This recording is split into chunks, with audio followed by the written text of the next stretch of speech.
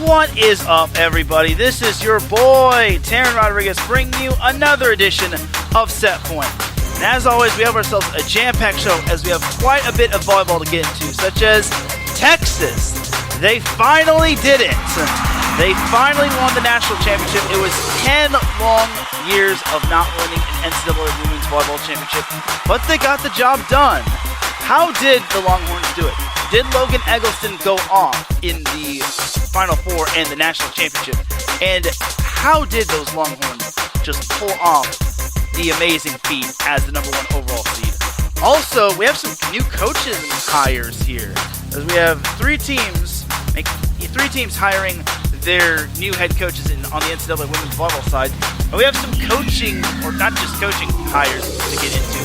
We have some notable transfers to get into, and we also have the NCAA Women's Volleyball team Superlatives to give out. So hand me a volleyball and set the net, because I'm about to serve you up some volleyball action here on Set Point. This is Teran Rodriguez bringing you another edition of Set Point here on IE Sports Radio, your direct feed for all that is sports.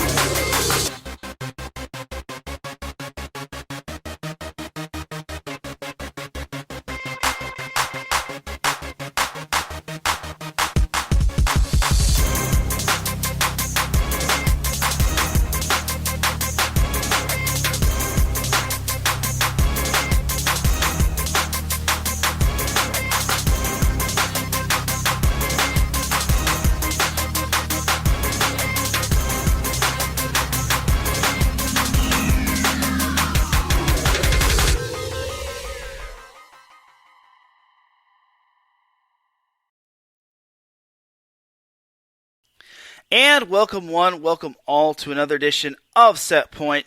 I appreciate you all joining me on this beautiful Monday afternoon, Monday evening, Monday wherever you are listening from. Either way, you have made your way into episode 173 of Set Point. And without any further delay, let us begin. But first and foremost, Set Point would not be where it's at without IE Sports Radio providing the platform for me to go live on Spreaker. You can follow IE Sports Radio on several different social media platforms such as Twitter, Instagram, and TikTok at IE Sports Radio being the handle. Also, IE Sports Radio is available on Facebook by typing in the word IE, then Sports, then Radio in the search bar. Also, IE Sports Radio has a website, www.iesportsradio.com, and when you go there, you will see a Patreon link at the top, which starts at $5 a month. This will get you a shout from all of our shows, especially this one, and higher tiers include IE Sports Radio merchandise, access to IESRU, the podcasting university of IE Sports Radio, and even a chance to be featured on a segment of our flagship show, The Defining Moment, with the founder of IE Sports Radio, Larry B. Because for the past 8 years, IE Sports Radio has been bringing you amazing content ranging from interviewing legendary athletes, coaches, and other authorized media personnel to building tailor-made shows dedicated to all major sports cities around the country. All the while, we've been continuing to be by the fans and for the fans. With your help, we are ready to take the next biggest step. Thank you for everyone's support and for all that you have done for IE Sports Radio, your direct feed for all that sports. Shout out to our Patreon supporters, Bay Area Raised Apparel, Marcus Losgreat, Key to the Gate, and a donor that wishes to remain anonymous. Alright, with all that said and done, let us begin. Now, we obviously got to start with the NCAA Women's Volleyball Final Four and Championship. So, here's a little backstory time. So, last week I was also the AVCA convention. I really wanted to go to the AVCA convention. For those that saw my belly aching on Twitter, I really want to go to the AVCA volleyball convention in Omaha, Nebraska. Unfortunately, I am not made of money. I could not pay for airfare and hotel and registering for the AVCA convention, so unfortunately I have to skip out. Hopefully I will be able to attend the AVCA convention next season, just because I really want to meet volleyball personalities, and I want to grow Set Point and IE Sports Radio. So that's basically my little story right there. I mean, if I had gone to the AVCA volleyball convention, I would have probably done a live episode of Set Point. I would have just packed my laptop, my headset mic, and everything. And heck, I probably would have gone live on StreamYard as well. So we'll see. We'll see what happens next season. Next year's convention will be in Tampa, and hopefully I will have saved up enough money to book a flight, book my hotel, as well as register early and often. All right, let's get on into that Final Four action. So the first Final Four matchup we had was San Diego versus Texas. Both of these matches were nationally televised on ESPN, and I was happy that ESPN got to televise both NCAA women's volleyball finals. So the first set for San Diego and Texas, so it was quite the first set. It was a doozy of a first set. There were 21 ties, 10 lead changes. Both teams were going neck and neck, and at first it was San Diego jumping out to a lead and Texas jumping out to a lead. It was just back and forth. San Diego, if I recall, they had 4 set points, and Texas dodged 3 of them, but on the fourth set point, San Diego got via a block, and they took the first set 28-26. San Diego really set the tone in that match, and I was quite impressed with them. But after that first set, I said, let's see if San Diego can carry this momentum into the second set. Not quite, because San Diego poked the bull in that first set. Texas really came alive as Logan Eggelston, she struggled a little bit, but you want to know who was firing on all cylinders? Maddie Skinner of Texas. She, being in her second Final Four, as she was also in the Final Four when it came to being with Kentucky back her freshman year, she came up big. And also Molly Phillips from the right side, she was coming up big as well. So they were both picking up the slack for Eggelston. Eventually, Logan Eggelston did start to catch fire. And second set, Texas laid down the wood and took that set 25-16.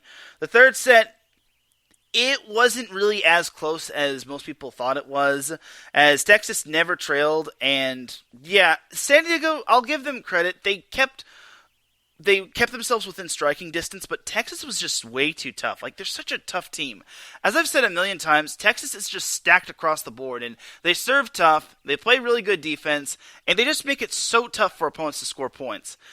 The Longhorns took the third set 25-18, and then the fourth set, it was pretty much all Texas. San Diego got off to a somewhat decent start, but unfortunately for them, Texas really started to arise. There was only 1 lead change, and it was, like you said, it was mostly all Texas. There were 6 ties, but Texas just really scored early and often, and they put San Diego in a tough spot as they won the fourth set 25-20. They advanced to the national championship for the first time since 2020, and it was just an all-around solid win for Texas as they basically bounced back from that early first set loss. Most teams that lose a tough set like that normally will just curl up into a ball and say, well, looks like we lost the momentum. We're probably not going to win. But Texas, being the number 1 overall seed, they basically picked themselves up off the mat, and they really let San Diego have it. This was no diss to San Diego. San Diego, to me, I thought they played good to start, but then, unfortunately, they just cooled off rapidly.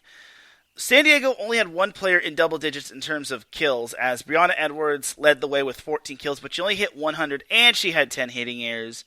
Grace Froling and Katie Lukes each had 9 kills. Both also had low hitting percentages.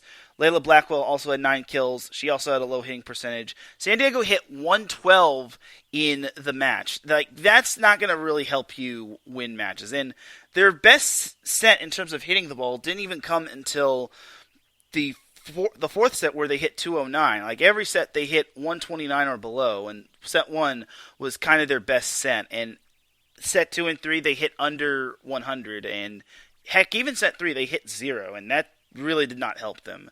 Texas hit 248 for the match, as after they hit 56 in that first set, they had 11 hitting errors. My goodness, they had half their hitting errors in the first set. Well, pretty much half. They had 23 hitting errors overall, but I think I pretty much say half loosely just because the rest of the way they didn't really make too many hitting errors. Like, the second set, they only had 2 hitting errors. They hit 333, and then sets 3 and 4, they hit 300. They were just unstoppable for the most part. Like, that first set really just, I think, stirred them up. They were stirred, but not shaken, as they were led by Maddie Skinner, who had 17 kills. She hit 394. Logan Eggelston had 16 kills. She only hit 196, but again, that was kind of a testament to how she got off to such a slow start. But she eventually finished strong. She also had a service ace, as well as 9 digs. And she also had 5 block assists. And Molly Phillips chipped in 14 kills.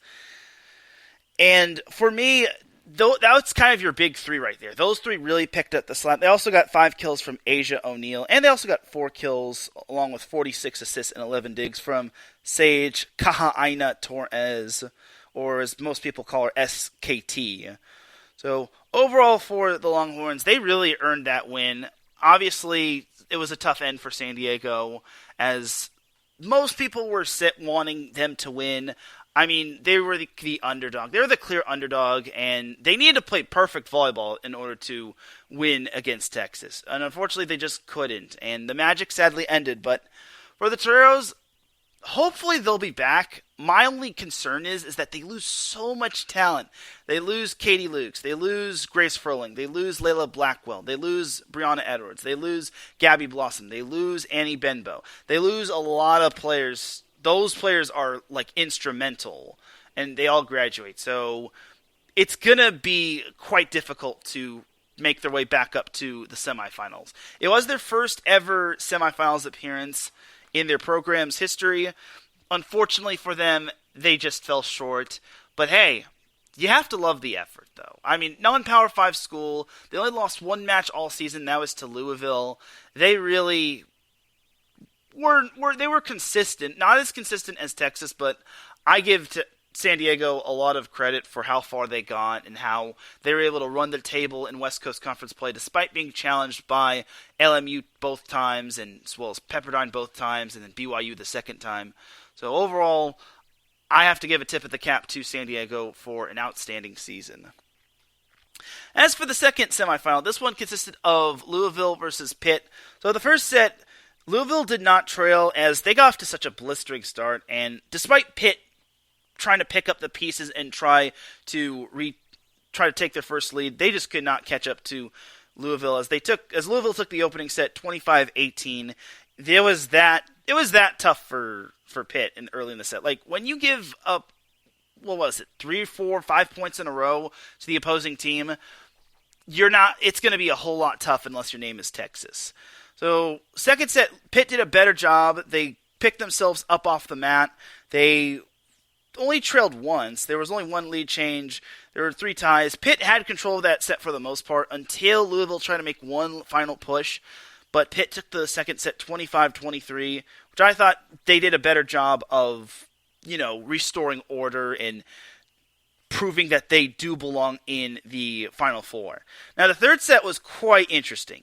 Pitt led 22-20 late in the set. And I'm thinking, all right, Pitt's going to probably win this set. But then stepping up to the service line after Louisville gets the kill is Elena Scott. Now, Elena Scott was the service ace leader of this whole tournament. And she really served up a storm as Elena Scott really brought the Cardinals back into that third set. And they actually won at 25-22. The Cardinals scored the last 5 points of that set. That was key right there. If Louisville doesn't score those last 5 points, then it's a whole different ball game.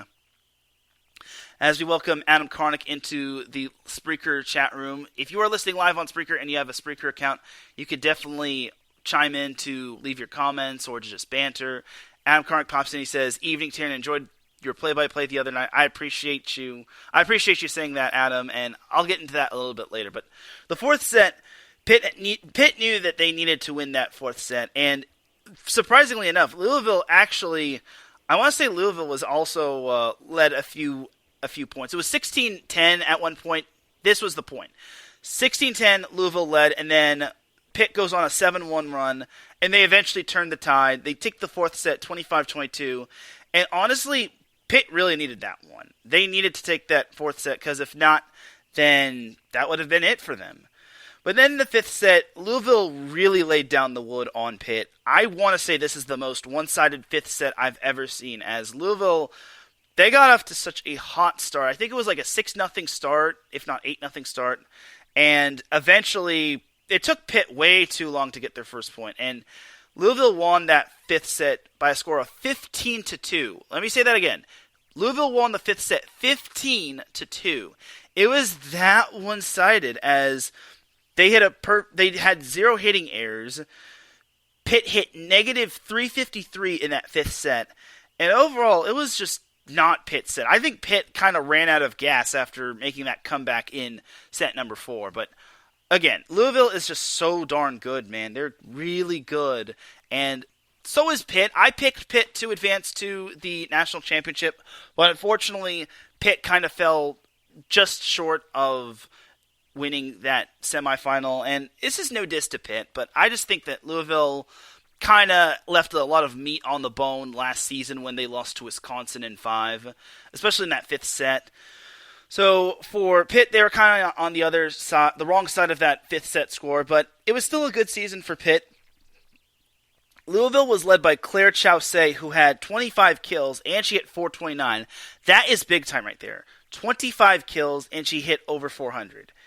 That's how big-time players are able to make it in the NCAA tournament and in the collegiate and pro volleyball level. Having big-time numbers in a big-time match like that. Anna DeBeer had 15 kills. Aiko Jones had 12 kills. And then this, to me, was the unsung hero. PK Kong, the middle blocker, she had 5 kills, but the big thing from her was that she had 11 blocks. That was crucial right there. If she doesn't have that monster game defensively, Pitt is going to have their way in terms of their big-time hitters like Courtney Bazzario and Serena Gray breaking through and just knocking down kill after kill. But PK Kong, to me, was the biggest unsung hero out there. Elena Scott also was big. She had 5 service aces. She and DeBeer both had 5 service aces. Those were the only aces from Louisville throughout the entire match. And Scott had 28 digs, which I thought was pretty good as well. More than just pretty good. It was darn right impressive. Overall, Louisville outblocked Pitt 19-8. Kind of the reason why Pitt hit so low in the match, as Louisville hit 273 compared to Pitt's 145. Louisville also outdug Pitt 65-61. And Louisville doubled up Pitt in terms of service aces, 10-5.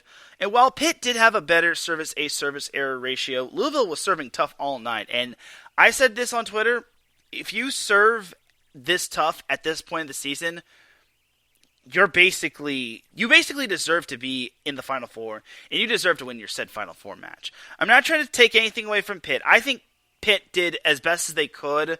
That third set was what really killed them. If they take that third set, it's a whole different perspective.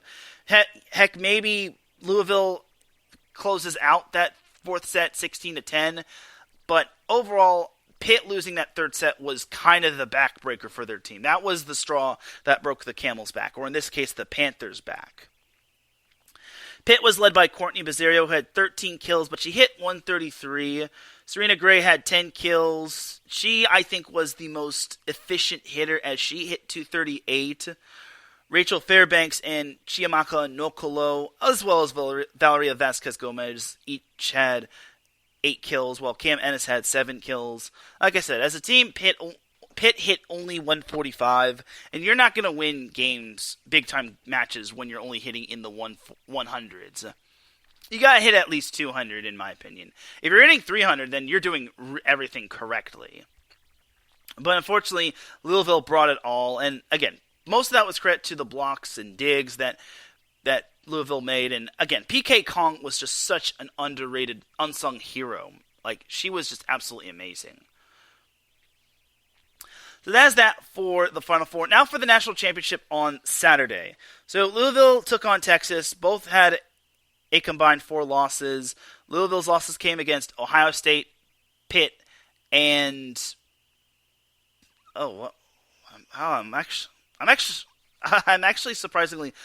Oh yeah. It was just those two. It was actually just 3 losses, which I think I already spoiled what happened. As the first set with Tech, and I guess I should mention Texas. Texas's lone loss came at the hands of Iowa State, while Louisville's 2 losses coming in came at the hands of Ohio State and Pitt. So the first set, it was quite interesting. So Louisville jumped out to a 3-0 lead, and then Texas said, "That's it. We're stopped. We're not going to go easy on you anymore." And they scored the next 4 points, and they never trailed after that. Now, credit to Louisville. They kept themselves within striking distance of Texas. But remember how Logan Eggelston had such a sluggish start in that semifinal game? She had a much better start in the first set against Louisville, as she had 10 kills. 10 kills in the first set as Texas took the opening set 25-22. There's a reason why she's been one of the most consistent and more talented players this season. The second set, let's just say Texas got off to a much better start, and there were no ties, no lead changes. Texas said, you're not taking this set by any means whatsoever, as they took the second set 25-14. Texas really just laid down the wood in that second set. I did not expect an 11-point loss in that second set for Louisville, but everything was just clicking for Texas. They were serving tough. They were blocking the ball well. Everything just was swinging to Texas's beat. Now, the third set, it was back and forth, but Texas did maintain the lead. I think they led 20-14, but to Louisville's credit, they came back and they eventually tied it up at 20, or they eventually tied it up and they went up 22-20, and Louisville had 2 set points. They led 24-22, but then Texas tied it up at 24 apiece. They got some tough serving from Kayla Akana, and then when it was tied 24-24, there was just a mad scramble for who was going to score the point. It looked as if Texas got the block, but credit to Louisville's coverage on that play after Iko Jones got blocked. But eventually, Logan Eggelston was able to get the kill off the block, and that put Texas at match point. And then Kayla Akana serving the walk-off service ace for the national championship. That was big time right there, and Texas won the third set 26-24, and they won the national championship, as that is their third NCAA Women's Volleyball Championship in program history, and their fourth championship overall. Now, in 1981, once upon a time, Texas managed to win an AIAW championship. This was before NCAA Women's Volleyball got adopted, or this was before Women's Volleyball got adopted by the NCAA. So, for me, I kind of think that counts as a national championship, just because Texas did play USC back in the old days, and overall, that's kind of how Texas started their rise to power. And this point of December 17th in the CHI Health Center in Omaha, Nebraska, was how they ended it. And there was a grand total of, at this match, there was a grand total of 16,952. Apparently, it was a sold-out crowd, which was darn right impressive. I was so darn right impressed that there was a sellout crowd, and apparently we didn't get the attendance. For the first match, we got the attendance of 16,735. But this, apparently, the national championship between Louisville and Texas was an absolute sellout. And that's how you grow the game of volleyball. Darn, I wish I could have been at this match. I wish I could have been at the entire Final Four and national championship. But unfortunately, I am not made of money, and sadly, I just could not make it there. So Texas was led by Logan Eggelston, who was voted the most outstanding player of the tournament. She had 19 kills. She had 341. She had 3 blocks, and she had 7 digs. She didn't have a service ace, but she served tough. And Adam attested to my broadcast. Basically, I called the game on IE Sports Radio's Mixlr account, and I basically said, Texas serves tough, and even when they're missing a bunch of serves, if they're doing everything else correct, then Texas is not worried about service errors. Because when you're serving tough, you're basically putting pressure on the opposing team to either get the ball, let the ball go, or all of the above. Maddie Skinner also chipped in 12 kills for Texas, while Asia O'Neal had 9 kills. Molly Phillips added 6 kills. As a team, Texas hit 371. The only set they didn't really have their best set in was set 3, where they hit 289. And let me say that again. That was their only not so best set, as every set they hit 300 or better. Set 1 they hit 533. Set 2 they hit 333. Texas outdug Louisville 46-39. The key to me was Texas outblocking Louisville. They had 9 blocks as a team compared to 4 blocks for Louisville. And despite the service ace to service error ratio going in favor of Louisville, again, Texas served tough. So obviously they're going to have a few service errors here and there, but it's all about serving tough and capitalizing on the serves that are tough for Louisville to corral. Louisville was led by Claire Chaussee, who had 12 kills, while Anna DeBeer added 9 kills. Aiko Jones chipped in 8 kills. As a team, Louisville hit 189. However, they didn't really have the hot start that they had following the first set. In the first set, Louisville hit 400, but then after that, they just went cold. They did get a little bit of traction back in that third set, but it was to no avail. Texas had 9 hitting errors compared to Louisville's 16. Again, that's not going to really win you a whole lot of games at this stage of the season, especially when Texas does have experience in terms of national championship experience. A.K. Maddie Skinner and Logan Eggelston, as well as Asia O'Neal. Like most of those players that lost in that 2020 national championship to Kentucky, they have the experience, and they want to make sure they were not going to have that stinging experience like they did in that year of the spring of 2021. So for Louisville, obviously it was a tough loss. I won't go over some of the other details. I mean, yes, there was Danny Busboom Kelly's assistant coach getting yellow carded, not Danny Busboom Kelly. Contrary to popular belief, Danny Busboom Kelly did not get yellow carded. It was the assistant coach. So there was that right there, but I'm not going to go too much into that. But overall, for Texas, they are your 2022 NCAA Women's Volleyball National Championship. And I know everyone was complaining, saying, oh, Texas won because they had transfers. Well, before I continue on with that, Adam says, errors might not win you a match, but they sure can lose it for you. And I agree. And it's all about capitalizing on opposing teams' errors as opposed to making sure your errors don't happen again, because nobody can play an errorless match. If that is the case, then I want your secret stuff that you're drinking. But if you do make errors, it's all about making sure you don't make them continuously. Otherwise, you're going to be at the mercy of the opponent, especially at that big of a stage in a big-time crowd, because like I said, there was 16,932 attendance at this event. That means there were way more than that. There were over 33,000 eyes on you. So obviously there's going to be some sort of pressure, some pregame jitters, and some nerves happening, especially for Louisville being the first timer. Texas obviously has the experience, especially with Jarrett Elliott having guided them there a couple seasons back. But overall for Texas, they took care of business, and they proved that they deserve to be the number 1 overall seed, and they proved why they were national champions. All right, back to what I was about to talk about. So some people obviously did not like Texas winning the national championship. People were saying, oh my God, Texas had so many transfers on their team.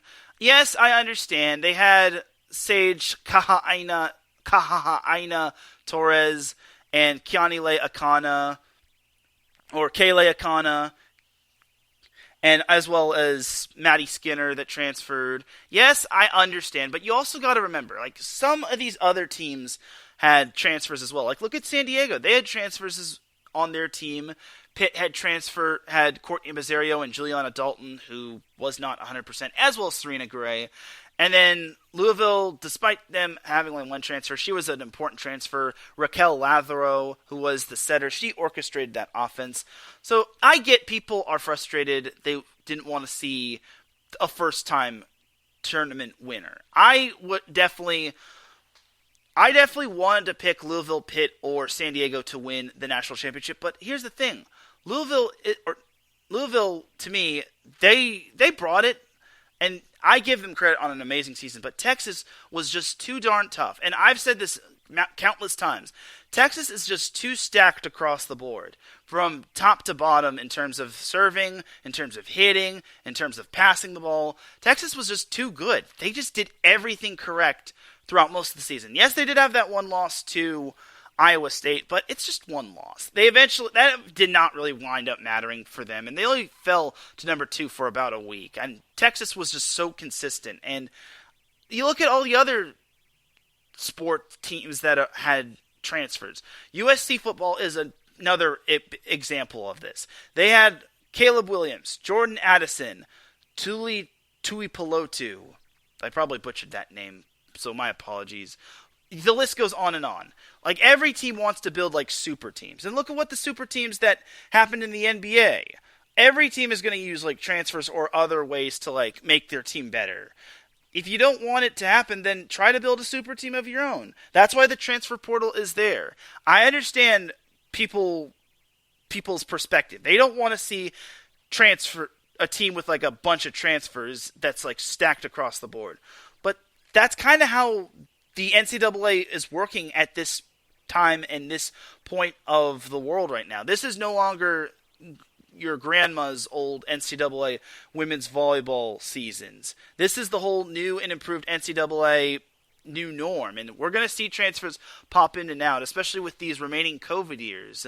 And overall, everyone's just going to have to learn to deal with it. And Logan Eggelston, one thing I will say about Texas, like I said, I am a huge fan of first-time teams winning the national championship. However, I was very happy for Logan Eggelston, who was named the AVCA Player of the Year the day before the national championship match. So basically, the AVCA National Player of the Year is basically you're the best player all throughout the season, and you're just the best all around, and nobody's going to ever take you down or bring you down. So that was one person I was extremely happy for. I was super happy for Logan Eggelston. Obviously, she had 2020, or the spring of 2021, where Texas came so close to winning it, but fell to the little engine that could Kentucky. And then last year, Texas lost at the Gregory Gymnasium to Nebraska in the Elite Eight.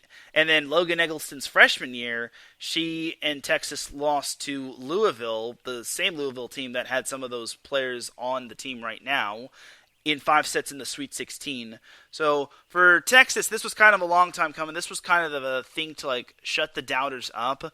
And for Texas, they really earned it. Again, I will take nothing away from them. I understand people are frustrated about them having a bunch of transfers, but you just got to deal with it. Like, look at some of these other teams. Look at what USC did with in terms of football and in terms of their women's volleyball team. They had Skylar Fields practically carrying the load for the most part of the season.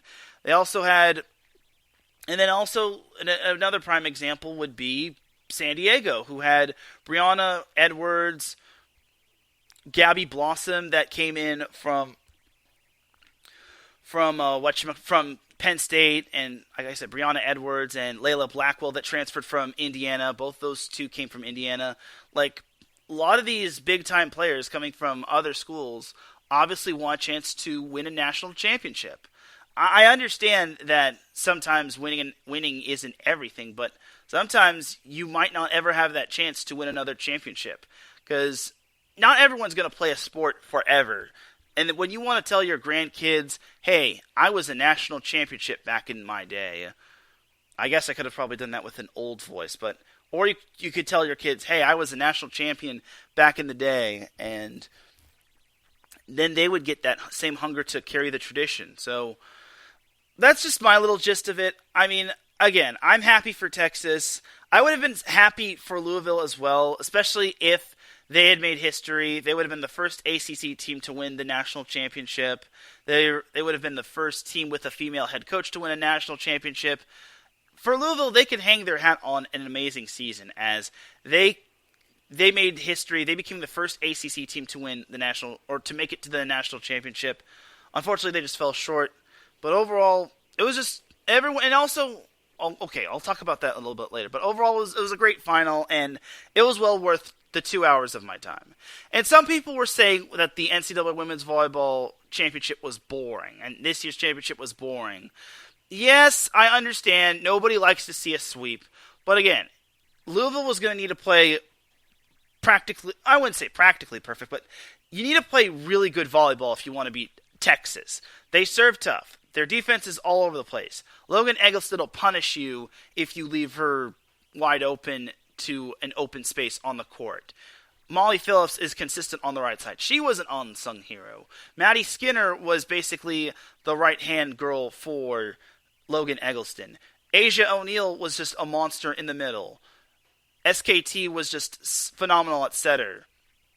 And Kayleigh Akana was just amazing in that final service run for Texas. So, again, and Louisville had their chances to force a fourth set. They were up 24-22.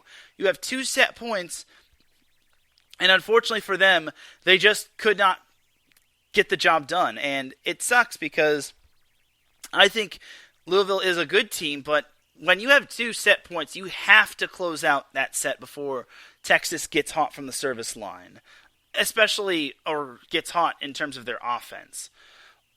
Overall, Louisville just could not close that set, and they wound up losing in 3. And again, for the people that said, oh, the final was boring, it was a 3-set match, again, Louisville had their chances to force a 4th set, but unfortunately, they just could not put it away. But Louisville should be back. Louisville should be back next season.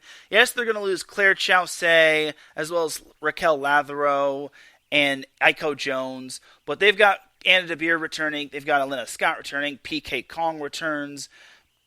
I'm not going to try to make early predictions, but Louisville should be amongst the favorites to make it back to the national championship. So that is that for the NCAA Women's Volleyball Division I final right there. Let's go to the all-tournament team. So, obviously, I kind of gave it away. The most outstanding player was Logan Eggelston of Texas. So, the all-tournament team consisted of Claire Chaussee of Louisville, Maddie Skinner of Texas, Sage Kahaina Torres, Anna DeBeer of Louisville, and SKT being on Texas, Asia O'Neal of Texas, and Aiko Jones of Louisville. So, if you're wondering what's common about those two, all those 6 players, as well as the most outstanding player, they all come from the 2 finalists, Louisville and Texas. Last year, at least one of the semifinalists had 1 player on the most outstanding team. Now, or the all-tournament team. Now, I get it. It's only 6 players and then the most outstanding player of the tournament. I know it's a tough decision to pick 6 players and an outstanding player.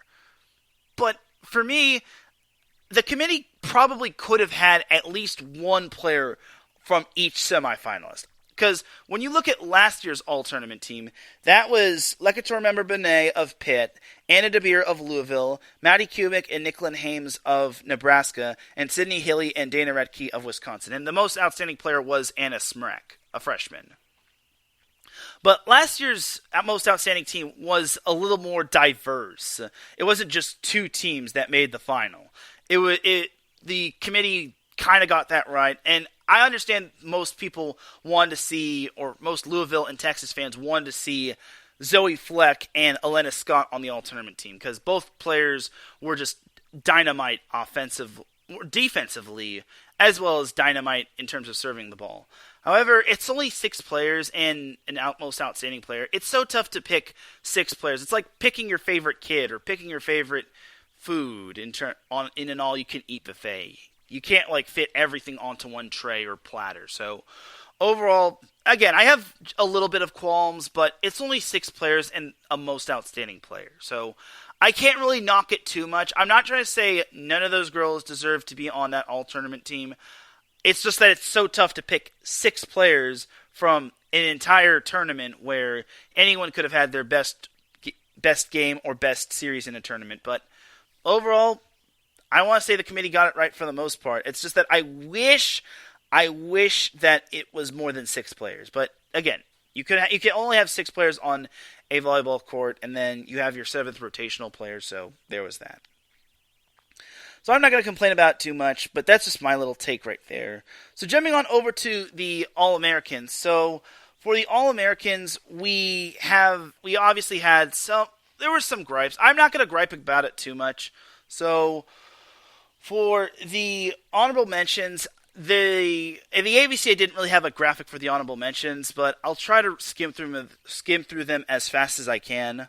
So the AVCA honorable mentions consisted of Anoda Adekunle of Rice, Yadhira Anchanti of Marquette, Victoria Barrett of Towson, Paige Briggs of Western Kentucky, Haley Bush of Drake, Sarah Sizek of Sacred Heart University, Sydney Cole of Northern Colorado, Sarah Cruz of UT Rio Grande Valley, Emily DeWalt of Texas State, Lily Feltz of Florida Gulf Coast, Sophie Fisher of Georgia, Janelle Fitzgerald of Texas State, Mary Gebel of Western Carolina, Carrie Geisberger of Loyola Marymount, Kate Georgiadis of Houston, Heather Knitting of BYU, Carly Graham of Rice, Paula Gershing of Youngstown State, Taylor Head of Arkansas, Eleanor Holthos of Iowa State, Eva Hudson of Purdue, Svetlana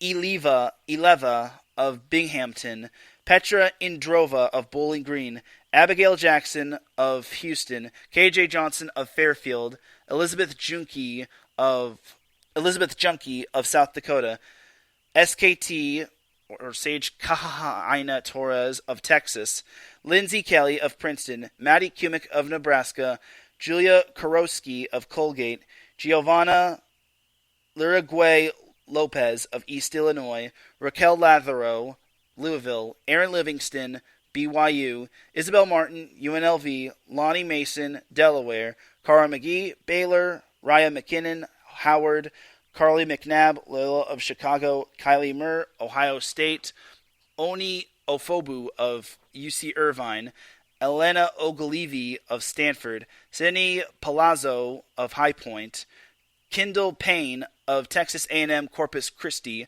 Molly Phillips of Texas, LMA Powell of Washington, Madeline Robinson of Utah, McKenna Ruck of Omaha, Polina Sheminova of Syracuse, Nora Sis of Creighton, Mia Tuaniga at USC, Kendra Waite, Creighton, Dominique Washington, Florida A&M, and Kishana Williams of Penn State. That's all the All-American honorable mentions. That was a mouthful. The third team isn't as long as the honorable mentions. So the third team consisted of Mimi Collier, Casey Evans, Rachel Fairbanks, Sarah Franklin, Danielle Hart, Amber Igide, Katie Lukes, Marina Markova. I guess I should have named their teams. Let's take it from the top.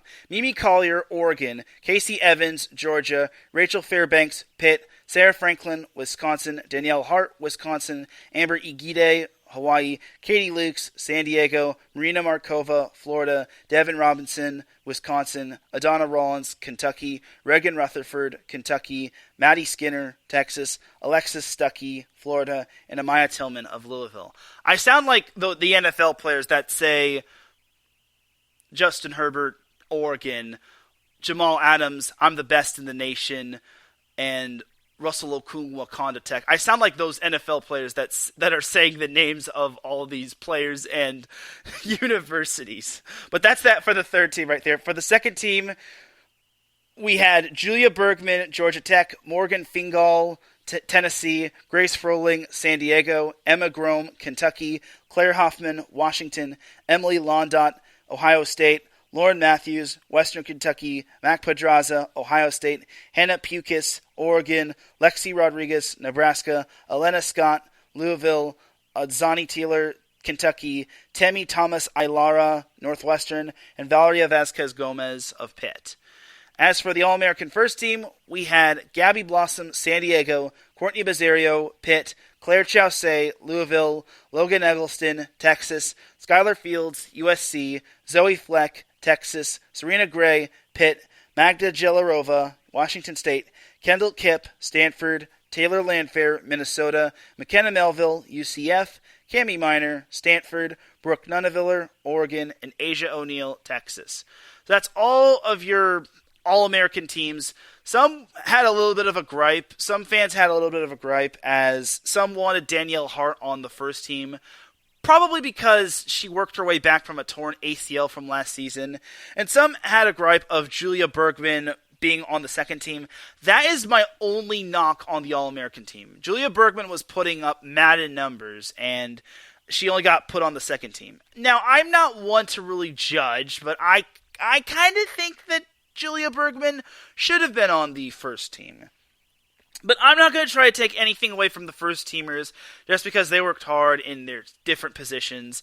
So for me, I don't have too many gripes with the All-Americans. I'm not one to say, oh, I think this girl should be on this team. Like, if you fans want to have that, then go right ahead. But for me, I just want to say congratulations to all the All-Americans that made it onto the All-American team and that made honorable mention. And I tip my hat to you all. So, again, I'm not going to gripe about it. I'm not going to say the AVCA got it wrong. I think the AVCA got it right for the most part. And there was a laundry list of honorable mentions. So I don't want a whole lot of people to be complaining about anyone getting left out, because at least some players got an award. I mean, I could have easily said, well, this girl and this girl at least deserves honorable mention. But again, I'm not going to gripe about it, and life is too short to be getting mad at some of those things. So that is that for the AVCA All-Americans. Jumping on over to the NIVC. So yes, the NIVC was a thing that happened last week, and it was on Wednesday. So I know what everyone's probably going to say, well, we don't care about the NIVC. All that we care about is the National Championship. Well, the NIVC is kind of a big deal. I failed to talk about this last week, and I will take full responsibility of it, and I didn't preview it, which, again, I take full responsibility of it just because I had quite a bit to discuss in terms of coaching, hiring, coaching or player transfers, and then the Sweet 16 and Elite 8, which I didn't even get to the Baylor-Louisville match, but it was just a sweep. But for the NIVC final, that actually consisted of Boston College and Drake. So basically the ACC was well represented. The ACC had 2 finalists in the NCAA Women's Volleyball Final Four and a finalist in the NCAA Women's Volleyball National Championship. And then Boston College made it all the way to the NIVC championship match, and they actually wound up winning in 4 sets. They took the first set 25-22. They never trailed, and it was quite impressive on their part. Second set, not Drake the rapper, Drake from the Missouri Valley Conference? The Missouri Valley Conference, they took the second set 25-21. Third set, Boston College laid down the wood. They took the third set 25-18. Fourth set was the closest one, as there were 7 ties, 9 lead changes. The 7 ties were actually the most. There were 7 out of 8 ties in that entire fourth set, and then there were 9 ties, which was over half of the ties in the entire match, and then there were 7 out of 8 lead changes in that fourth set alone. But Boston College wound up coming out on top, winning 29-27 in the NIVC final, and they're your NIVC champion. Boston College had quite the turnaround. As I remember last year, they were not the greatest team out there. And for Boston College, they truly deserve this, and who knows, maybe we'll see them in the NCAA tournament next year. More on that later. As Boston College was led by Elena Crabtree, who had 19 kills. She had 368. Sylvia Iancelli had 14 kills, while Kate Brennan had 12 kills, only 1 hitting error, and a hitting percentage of .478. As a team, Boston College hit .258, which was kind of good, if you ask me. They also outdug Drake 84-80. They outblocked them 12-11, which isn't that much. Both teams had 2 service aces, while Boston College had double the service errors that Drake had. But overall, Boston College really earned it for the most part. They held Drake to under 200, as Drake was led by Mariana Rodriguez, who had 22 kills, while Haley Bush added 19 kills, and Taylor Oberpriller had 11 kills. As a team, Drake hit 196, which isn't bad, but it's not the greatest. I forgot to go over the digs. In terms of digs, Anna Murphy led that department for Boston College with 24, while Crabtree had 16 digs. Iancelli had 14 digs, and Grace Penn had 10 digs. For Drake, they were led by, Nelly, Jada Wills, who had 37 digs. My goodness. She almost had half the digs Drake had as a team. Haley Bush and Addie Schmeirer each had 13 digs. So overall, that was how the NIVC went down. Good job to Boston College. They were able to come out on top, and it's quite impressive. I also do need to give a little bit of a shout out to the other NCAA women's volleyball collegiate championships.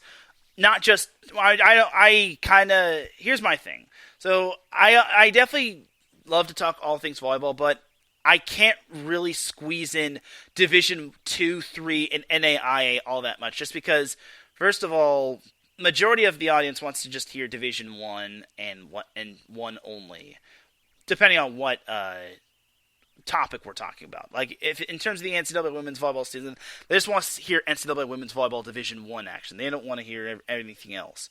Well, I'm going to briefly recap the NCAA Division 2, 3, and NAIA volleyball championships. So we'll start with Division 2. This actually was played on December 3rd, and here's the thing why I don't talk NCAA Division 2, 3, and NAIA, because my show is already long enough as is with some of the interviews that I have and some of the other topics I like to discuss, and some of the other volleyball things I like to go over, like the AVP and whatnot. So if I were to have NAIA Division 3 and Division 2 discussion, my show would probably be 2+ hours, and I don't think anyone wants that. Though there are going to be timestamps added, but I digress. So Division 2, this happened on December 3rd, where West Texas A&M took on Concordia St. Paul. And in that Division 2 final, we had West Texas A&M defeating Concordia St. Paul 25-23, 23-25, 25-20, and 28-26. West Texas A&M won their first national championship since 1997, which was 25 years ago. And fun fact, I was 5 years old at the time. It was also West Texas A&M's 4th overall national championship. So congratulations to West Texas A&M on achieving that feat and ending a 25-year drought. That must have been a long time coming. For Division 3, this happened on November 19th as Juniata defeated Trinity in straight sets 25-17, 25-11, and 25-23. Juniata won their third national championship, and they only lost one match all season, as that one loss came at the hands of Trinity, as Trinity of Texas beat them in 4 sets on September 16th. So that's a good way to get revenge, if you ask me. So good job to Juniata. Congratulations on winning the national championship in Division 3. Now, this was my most favorite one. NAIA, this happened on Tuesday, December 6th. Jamestown defeated Corbin in a thrilling 5-set match, 25-21, 21-25, 25-27, 25-22, and 15-13. And Jamestown actually won the match off a walk-off block, which is one of the best ways to win a match. Jamestown, believe it or not, Jamestown going into this match, the school had been founded in 1883, and they've had over 120 years of athletics. Unfortunately for Jamestown, they had no national championships to show for it. No national championships. However, on December 6th, 2022, Jamestown Women's Volleyball changed that as they brought home Jamestown's first ever NAIA championship, or national championship altogether. So, congratulations to Jamestown. That must have been a huge feeling, having more than 120 years of athletics and not having a national championship to show for it. It's just a great feel-good story all around, and honestly, it's really amazing, and I could not be more happy for Jamestown. Like, good job to the Jimmies. It was a tough loss for Corbin, but hey, it was a thriller of a match, and you have a lot to be proud of, and you'll most likely be back on the big stage, and hopefully the seniors can pass down the motivation and set the bar for the underclassmen, just because it's their turn to try to redeem themselves.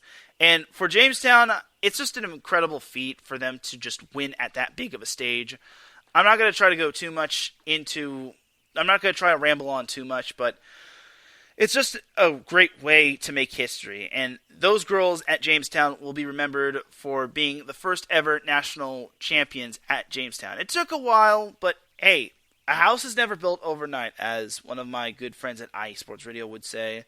So that is that for the brief little recap of Division 2, Division 3, and the NAIA Championship.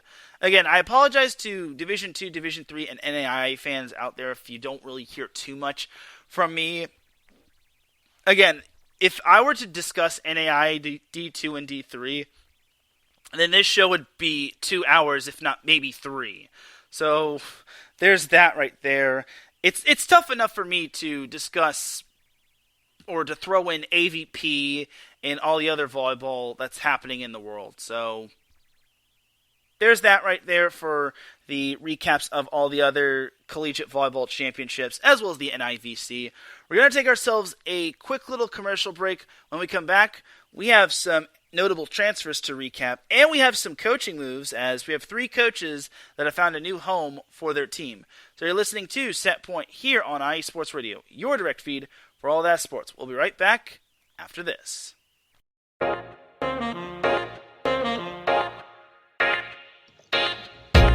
What is going on, everybody?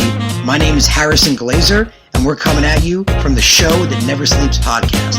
I cover the Jets, the Islanders, the Nets, and the Yankees. This is Pierre Moss, and I cover the Mets, Knicks, Rangers, and the Giants. Our show is live every Wednesday through Spreaker and a bunch of other ways to get our content. Again, we're the Show That Never Sleeps podcast. We talk about all those New York sports. It's a lot of fun. We get into all of it. Please tune in. Again, that's Wednesdays at 6 p.m. And we look forward to having you guys right here on IE Sports Radio, your direct feed for all that is sports.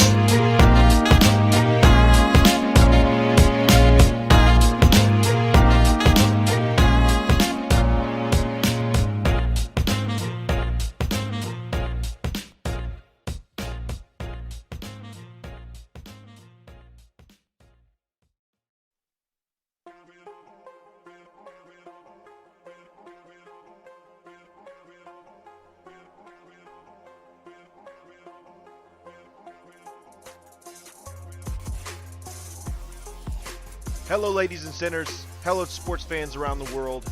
Hello, IE Sports family. This is Cale Henderson, the host of IE Vegas, the Sin City Sports Show, presented by IE Sports Radio. If you folks are interested in sports in the Vegas area, if you're wanting to have a blast for 1 hour, every Tuesday night from 7 p.m. Pacific Standard Time to 8 p.m. Pacific Standard Time, this is a show built for the Vegas sports fans, where we feature the Las Vegas Raiders, the Las Vegas Golden Knights, the Las Vegas Aces, and the University of Las Vegas, Nevada Rebels. Hopefully, fingers crossed, MLB team coming soon. Either way, if you folks are looking to have a blast for 1 hour each and every week, tune in Tuesday, 7 p.m. Pacific Standard Time to 8 p.m. Pacific Standard Time. If you folks are interested in Vegas sports news, go to our Twitter, at SinCities_IESR, and you can speak with me, the host, Cale Henderson, at Cale_Henderson on Twitter. At any time, be happy to reply.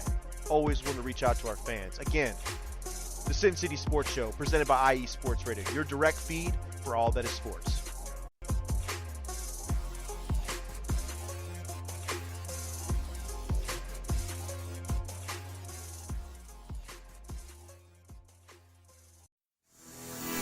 Sports fans, do you like teams that are tough, cities that are tougher, and fan bases that are passionate about their teams?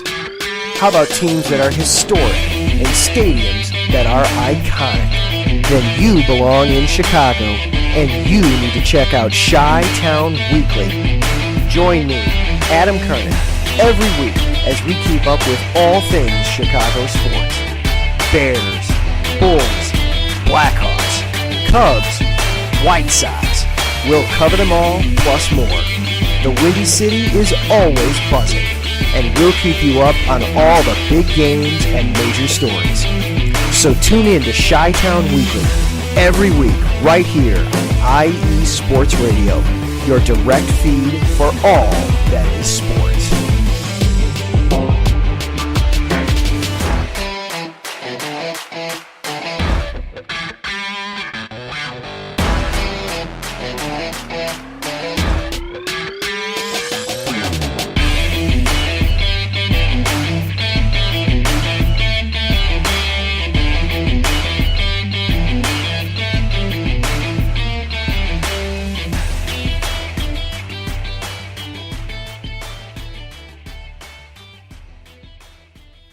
Back with segment number 2 of Set Point here on IE Sports Radio, your direct feed for All That Is Sports.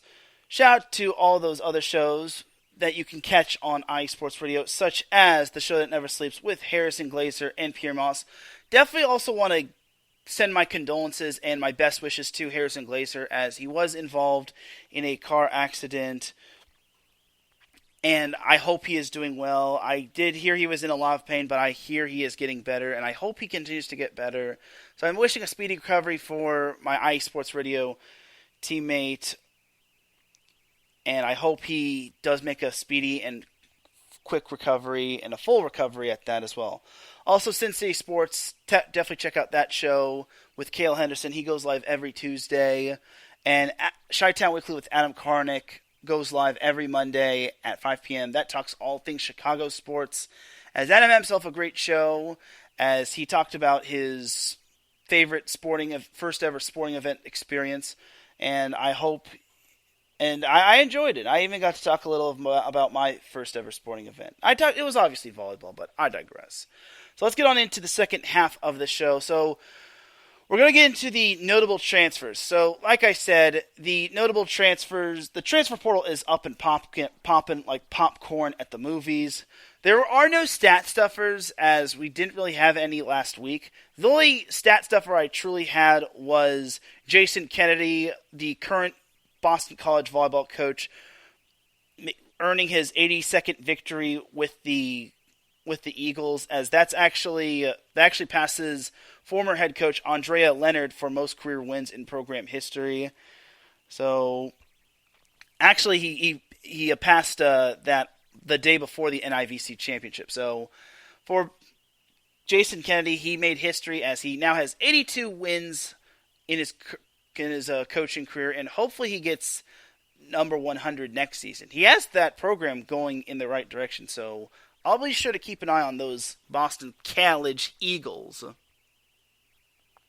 As we welcome Larry B in the chat room, he says, "What a win for Texas." Yes, indeed it was. Unfortunately, I talked about that early in the show, as I basically recapped the Final Four and the National Championship. So now we're on to some transfer news, and I'm just going to recap. I'm just going to go over the notable transfers, just because if I go over all the transfers, I'm going to put you all to bed.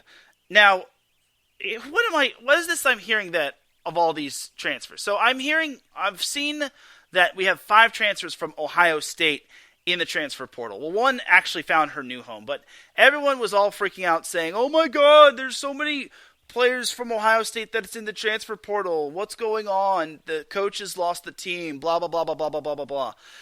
Look, there is a reason why that certain players are in the transfer portal. So we have 5 players that are in the transfer portal. One found a home. So those 5 Ohio State players are Kylie Murr, libero, Gabby Gonzalez, outside hitter, Mac Pedraza, setter, Janasia Moore, outside hitter, and Adria Powell, middle blocker. Do you want to know what those 5 have in common? They're all graduate students, meaning they pretty much have 1 year of eligibility left, courtesy of the COVID year. However, some of those players some of these programs don't have enough scholarships, and scholarship money is a huge issue when it comes to certain student athletes. And unfortunately, none of these players want to take the 5th-year option at the school that they currently are at now. So they're either going to graduate and eventually move on with their careers, or they're just going to have to go to another school and go to another grad program that does have a scholarship. There's no need to be alarmed. And this news was there was a little article or video like conversation saying, well, why was there 5 transfers in the transfer portals, as Jen Flynn Oldenburg and Mac Pedraza basically cleared up a whole lot of things. It was just that there weren't enough scholarships, and for sometimes there aren't the correct grad program for said student athletes. So that's another reason why someone could be in the transfer portal. So I don't want to hear any more of this whole Ohio State is losing their players left and right. It's not because the coach is losing them or they lost in the Elite Eight. Like, if anything, they would have loved to have their 5th year. But unfortunately, scholarships are a thing, grad programs are a thing. What can you do? So for one of those players, Adria Powell, she is actually enrolled at Clemson, so she's using her final COVID year at Clemson. But we all got to pump the brakes and say, "Oh my God, why are all the Ohio State players in the transfer portal?" Go to Volleyball Magazine and click on the link where it'll say Jen Flynn Oldenburg and Mac Pedraza sit down with such and such person that interviews them about all the transfers. And Oldenburg and Pedraza said at the AVCA banquet saying that every one of those players loves Jen Flynn Oldenburg and that they would go to war and they have nothing but great things to say for JFO or JFO. Welcome, Mike Patton, live Spreaker chat room. He says, "Good evening, sir." Good evening to you, Mike. Hope you are doing well and hope you are doing great with your wife. So, continuing on.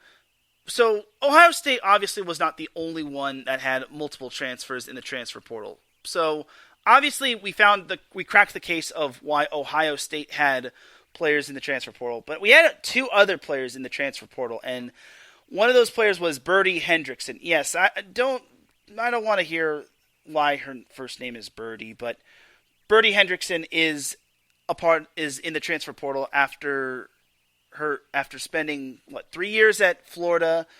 And in addition, it's not just Hendrickson in the transfer portal, it's Merritt Beeson, the sixth rotational player from Florida as well, as she was second in kills on Florida.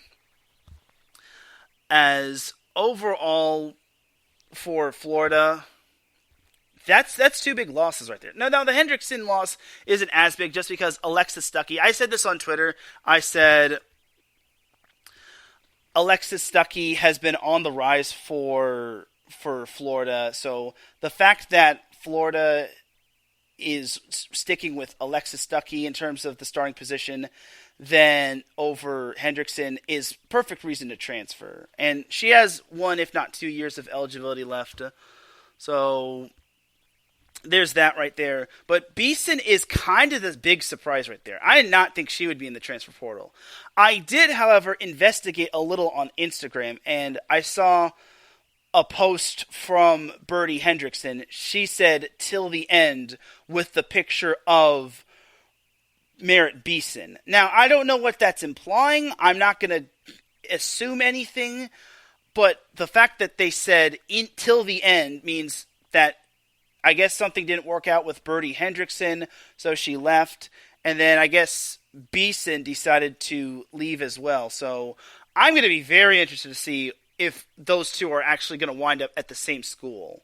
Mike Pat pops in the chat room. He says it's so boring when the top seed wins it all. Yes, but I already kind of talked about that earlier in the show. He also says if all these transfer players knew what was right, they would transfer to FSU. Just saying. Oh, now that he reminds me of that, I forgot to go over my NCAA women's volleyball team superlatives. But we'll get into that a little bit later. But for Merritt Beeson, it's kind of big just because the two are, I guess, will be going to the same college or wanting to go to the same college. Time will tell. And then other notable transfers that are in the transfer portal that I saw are Jade Demps from Wisconsin. She is a senior outside hitter.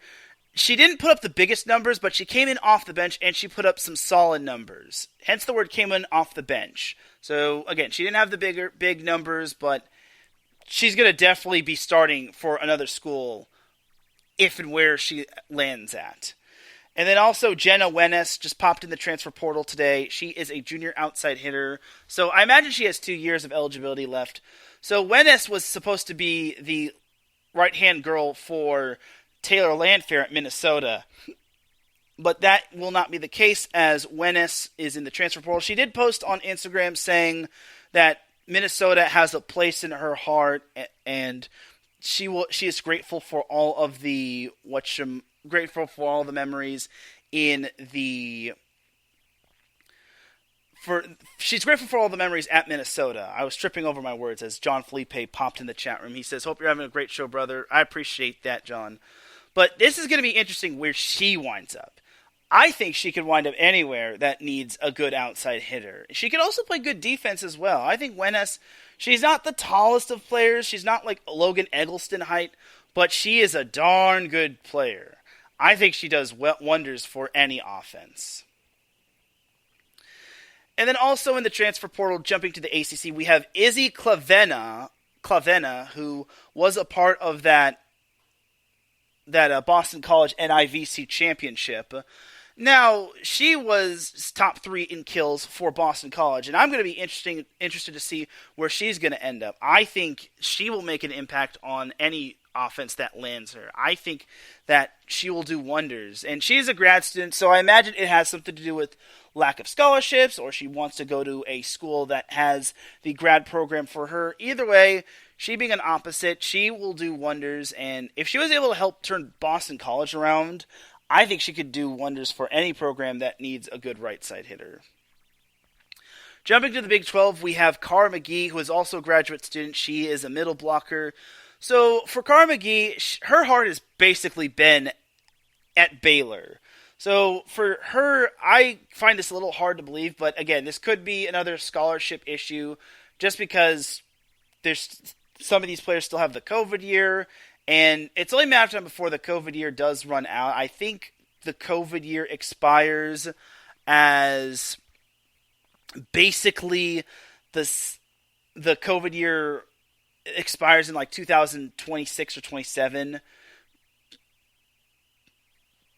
So for Cara McGee, she's going to be a great addition because she's been a rock for Baylor throughout her entire career at Baylor.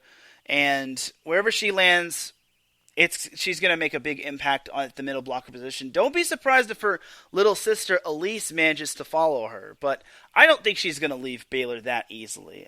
As Arthur Parsons pops in the chat room, he says, hope you're having a great second half of the show. Thank you, Arthur. And then the last notable transfer to go over is Melanie Parra, outside hitter for Texas. She's only a junior.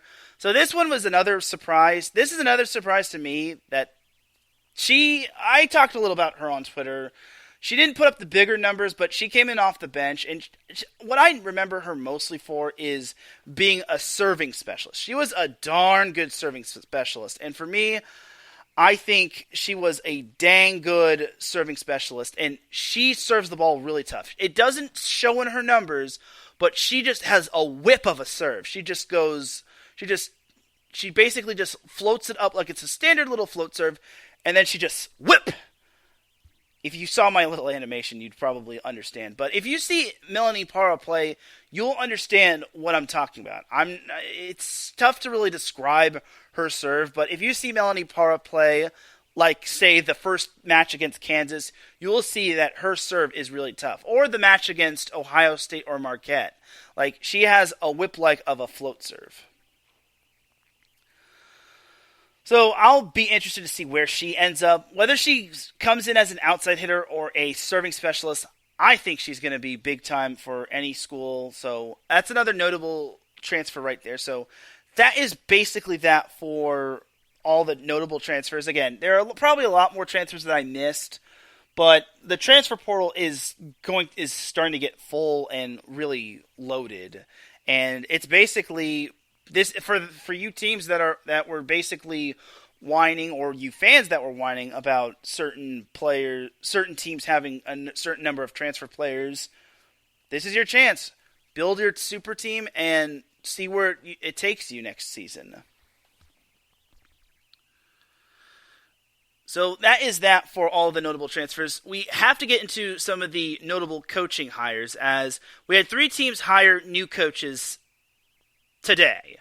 Well, over the weekend and today. So we'll start with the earliest of the hires. So Texas A&M hired Jamie Morrison as their new head coach. Now, Texas A&M has been struggling. There's no easy way to say it, and I don't like saying it in a negative way, but Texas A&M ever since 2019 has not looked the same. So for the Aggies, they needed a big-time hire. They needed a big-time splash just after they let go of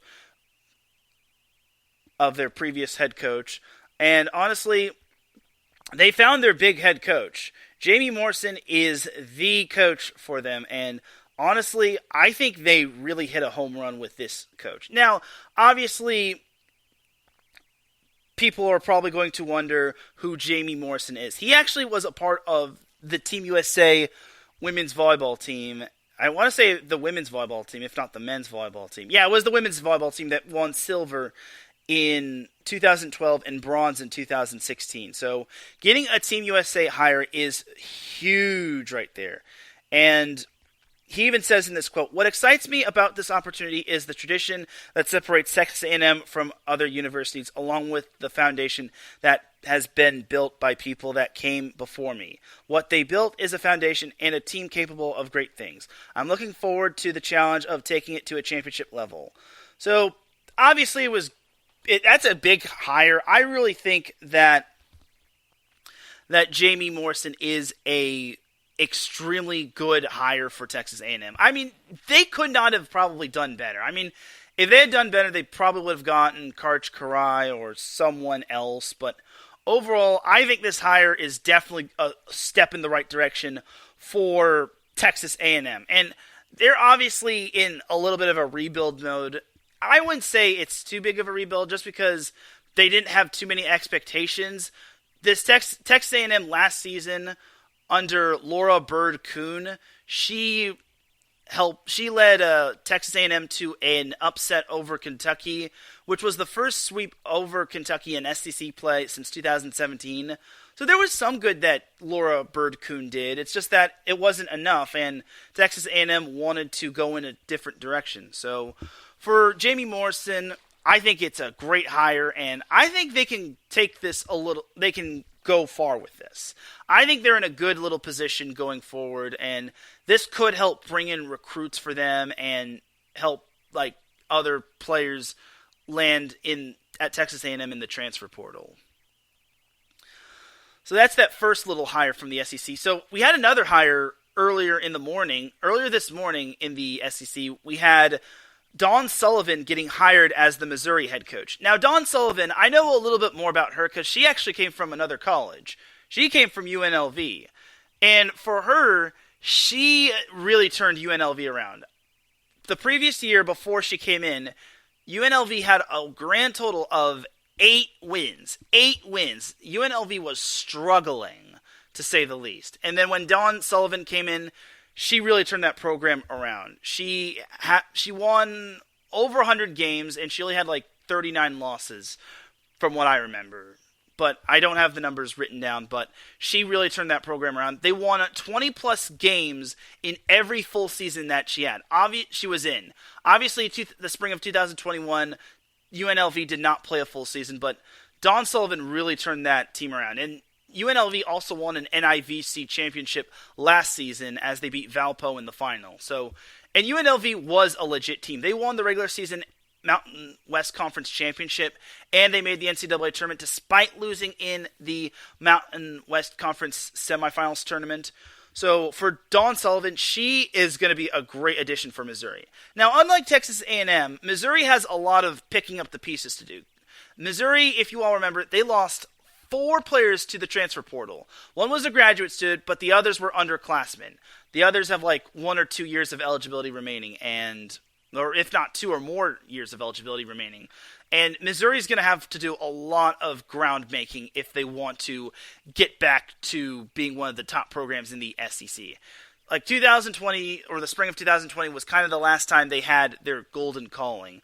But this is a start for Missouri. They really hired a really good coach, because if Dawn Sullivan's able to take an 8-win UNLV team and win 20-plus seasons in 2018, 19, fall of 2021, and this season, she could definitely turn Missouri around. I really think Missouri is in for a treat. And here's my thing. Missouri has to still contend with the Floridas, the Kentuckys, the Tennessees, the Georgias, the Auburns, all of those teams in the SEC that they still have to compete with. It's not going to be anywhere easy for Missouri. Like I said, they're probably a year or two away. I'm not trying to rag on Missouri. I'm not trying to say anything negative. I would never wish ill will on them. I want them to do good, and I think the SEC would do really good, especially with a Missouri team that is basically back to its standards like they were in 2019 and 2020, back when they had Kylie DeBerg. So that's that for Missouri right there. Now, the big hire came at around like 11 a.m., if not like 10 a.m., as UCLA finally hired its new women's volleyball coach following the departure of Mike Sealy, as they hired Alfie Reft. Now, you're probably wondering, well, who is Alfie Reft? So, he is actually an assistant coach, or he was the top assistant coach for the University of San Diego in Jen Petrie. So, this was big just because we all remember San Diego made it to the Final Four this last week as they fell to the eventual champion Texas. But getting the top assistant from San Diego is huge. He wasn't just big for San Diego. He also helped out in terms of Illinois, as he helped, I want to say he took Illinois, or he was part of the coaching staff of when Illinois last went to the Final Four, which I want to say was like in 2015 or 16. So Alfie Reft is no stranger to certain programs. And also, he's been a part, he just like Jamie Morrison, he was a part of Team USA as well. And he was also a former standout at the University of Hawaii. So UCLA really knocked this one out of the park. I think this was probably a very good hire. There were probably other nominees, but I think UCLA, they knew they needed to have a big-time hire. They knew if they want to get back to competing with the other teams, not only the Pac-12, but in the other big-time teams like the Louisvilles, the Texases, the Pitts, the Wisconsins, the Penn States, the Nebraskas, they need to land a big-time hire just because every team that is in need of a coach is needing to improve. So UCLA, I think, really knocked this one out of the park, and it just goes to show that UCLA is adamant on getting back to the NCAA tournament, because if y'all remember, UCLA did not make the NCAA tournament. They were one of the last three teams left out. Normally, there would be like a first four out, but UCLA, along with two other teams, were left out of the NCAA tournament. They were the first three out. So UCLA obviously wants to get back into the NCAA tournament, and they want to rebuild the culture. Obviously, it's not going to be easy to do what Mike Sealy did, as you got to remember, Mike Sealy brought home a national championship in 2011, which was his first season, and he mainly was consistent with UCLA. Granted, UCLA had a couple seasons where they missed the NCAA tournament, but more often than not, UCLA was a contender in the Pac-12. So that is that for UCLA and all the other coaching hires. UNLV now has a coaching vacancy after Don Sullivan left from UNLV to Missouri. I'm sure UNLV is still an attractive coaching spot, as basically they're not going anywhere. They should be good next year. I don't really know who in the Mountain West Conference is going to challenge them. Yes, Utah State managed to Cinderella story their way to the conference championship win, as well as San Jose State, but lightning doesn't really strike twice. I think UNLV will be back next year. UNLV and Colorado State, this was kind of the craziest year for the Mountain West Conference. It's nothing against UNLV, but I think they could have definitely done damage, and they could have had a much better seed hence the word if, they had won that Mountain West Conference championship. But then they got seeded up against a talented Washington State team, which finished third in the Pac-12 championship, or in the Pac-12, and they got swept at San Diego. So there was that. So I'm sure UNLV will figure out something. If UNLV's football team can hire a good head coach, so can the women's volleyball team. All right, that's going to do it for all the coaching hires and coaching vacancies. Before I head on out, I actually need to do a couple things. So in addition to the AVCA awards, I forgot to mention the Coach of the Year. So Coach of the Year went to Jen Petrie of San Diego. There's nothing against all the other coaches that did great this season, but there is no other coach that deserves it other than Jen Petrie. She was the coach that guided San Diego, a non-Power 5 school, to the Final Four. and remember, it was San Diego's first ever Final Four. They also beat Stanford in the regional final at Stanford. They went a perfect 18-0 in conference play in the West Coast Conference. They only had one loss going into the Final Four matchup, being Louisville, which also made the Final Four.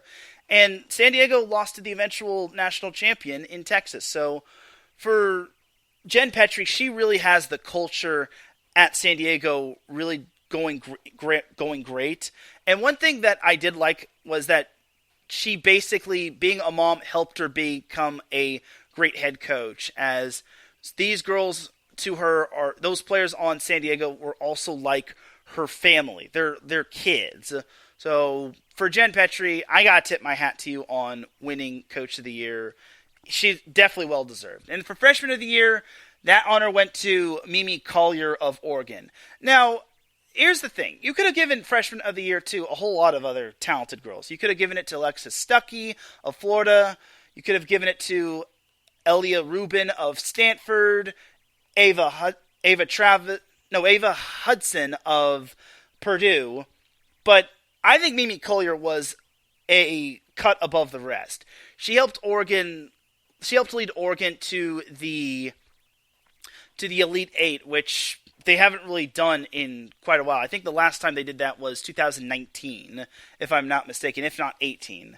So the fact that she helped out Brooke Nuneviller and all those other players like Morgan Lewis, I think Mimi Collier definitely deserves Freshman of the Year, and she is going places next season. I think she's going to do a whole lot of things incredibly for the Ducks. And I think Oregon could possibly make it back to at least the Sweet 16. I'm not going to try to put Oregon on a pedestal or predict too early, just because a lot can happen all the way up until August 25th, which I imagine is going to be the start of the 2023 NCAA women's volleyball season. But overall, I really think that Mimi Collier and Oregon aren't going anywhere.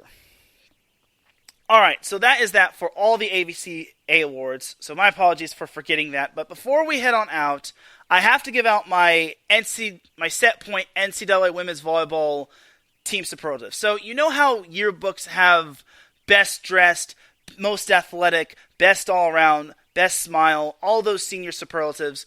I have superlatives for some of these teams. Now, I have superlatives good and bad, but it's nothing personal if you get picked as the bad one. So we'll start off with the most outstanding team. This one's a no-brainer, Texas. Texas was the most outstanding team of the tournament. They won the NCAA Championship. They did not have to go 5 sets, which I can't really say for San Diego, Louisville, and Pitt. And they only dropped 3 sets in the entire tournament. One to Marquette, San Diego, and Ohio State. So Texas is my most outstanding team. I give this superlative out to a team that wins the NCAA Championship. No-brainer. Now for teams that overachieved. So this award is basically a team that I thought wasn't going to do great, but then they managed to go above and beyond for the most part. So my honorable mentions, and I have honorable mentions for most of these awards. So the honorable mentions that I have are Auburn and Ohio State. So Auburn, I think everyone did not predict Auburn to make it out of the first round, because they played at Creighton in the first round of the NCAA tournament, and they managed to beat them in 5 sets, and they almost pulled off another upset. They almost beat Houston in the second round, but they ultimately fell to them in 5 sets. But Auburn really overachieved. Yes, it was just one round, but it was a big round where, remember, Auburn was a last 4 team to get in. They, Ball State, LMU, and Pepperdine were all last 4 ins. And for Auburn to pull off that win on the road against Creighton, who is a darn good team, I really think that's incredible. They do get the honorable mention just because you're going to see my other overachieved teams.